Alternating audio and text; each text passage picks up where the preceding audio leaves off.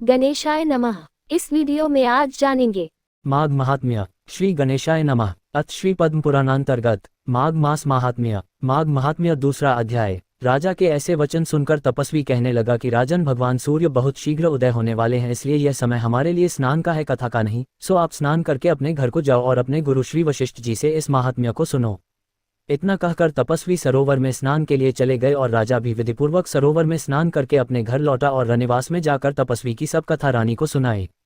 तब सूत जी कहने लगे कि महाराज, राजा ने अपने गुरु वशिष्ठ जी से क्या प्रश्न किया और उन्होंने क्या उत्तर दिया, सो कहिए। व्यास जी कहने लगे, हे सूत जी, राजा दिलीप ने रात्रि को सुख से सोकर प्रातः समय ही अपने गुरु वशिष्ठ के पास जाकर उनके चरणों को छूकर प्रणाम करके नम्रता से पूछा कि गुरुजी, आपने आचार, नीति, राज्य, धर्म तथा चारों वर्णों को, चारों आश्रमों की क्रियाओं, दान और उनके व्रत विधान, यज्ञ और उनकी विधियां, वन उनकी प्रतिष्ठा तथा भगवान विष्णु की आराधना बतलाई है, परंतु अब मैं आपसे माघ मास के स्नान के महात्म्य को सुनना चाहता हूँ। सो हे तपोधन, नियम पूर्वक इसकी विधि समझाए। गुरु वशिष्ठ जी कहने लगे कि हे राजन, तुमने दोनों लोगों के कल्याणकारी, वनवासी तथा गृहिणियों के अंतःकरण को पवित्र करने वाले माघ मास के स्नान का बहुत सुंदर प्रश्न पूछा है।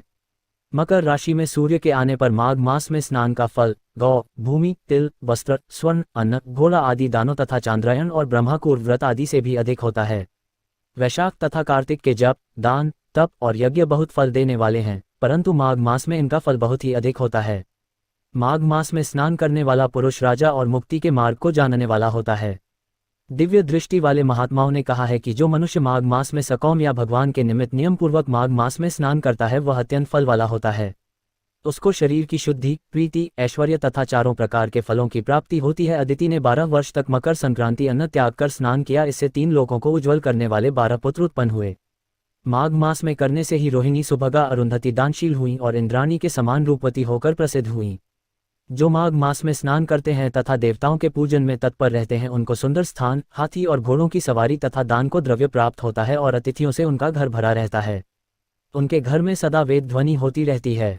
वह मनुष्य धन्य है जो माघ मास में स्नान करते हैं, दान देते हैं तथा व्रत और नियमों का पालन करते हैं, और दूसरे पुण्यों के क्षीण होने से मनुष्य स्वर्ग से वापस आ जाता है, परंतु जो मनुष्य माघ मास में स्नान करता है वह कभी स्वर्ग से वापस नहीं आता। इससे बढ़कर कोई नियम, तप, दान, पवित्र और पापनाशक नहीं है। भृगु जी ने मणि पर्वत पर विद्याधरों को यह सुनाया था। तब राजा ने कहा कि ब्राह्मण भृगु ऋषि ने कब मणि पर्वत पर विद्याधरों को उपदेश दिया था, सो बता लाए।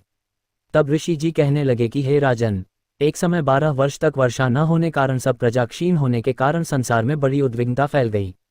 हिमालय और विंध्याचल पर्वत के मध्य का देश निर्जन होने के कारण श्राद्ध, तप तथा स्वाध्याय सब कुछ छूट गए। सारा लोक विपत्तियों में फंस कर प्रजाहीन हो गया। सारा भूमंडल फल और अन्न से रहित हो गया। तब विंध्याचल से नीचे बहती हुए नदी के सुंदर वृक्षों से आच्छादित अपने आश्रम से निकलकर श्री भृगु ऋषि अपने शिष्यों सहित हिमालय पर्वत पर गए। इस पर्वत की चोटी नीली और नीचे का हिस्सा सुनहरी होने से माघ मास महात्म्य सारा पर्वत पीतांबरधारी श्री भगवान के सदृश लगता था।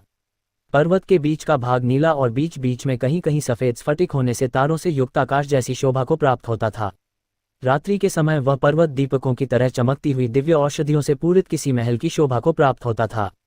यह पर्वत शिखाओं पर बांसुरी बजाती और सुंदर गीत गाती हुई किन्नरियों तथा केले के पत्तों की पताकाओं से अत्यंत शोभा को प्राप्त हो रहा था। यह पर्वत नीलम, पन्ना, पुखराज तथा इसकी चोटी से निकलती हुई रंग बिरंगी किरणों से इंद्रधनुष के समान प्रतीत होता था।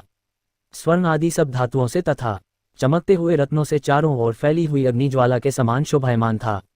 इसकी कंदराओं में काम पीड़ित विद्याधरी अपने पतियों के साथ आकर रमण करती हैं, और गुफाओं में ऐसे ऋषि मुनि जिन्होंने संसार के सब क्लेशों को जीत लिया है, रात दिन ब्रह्म का ध्यान करते हैं और कई एक हाथ में रुद्राक्ष की माला लिए हुए शिव की आराधना में लगे हुए हैं।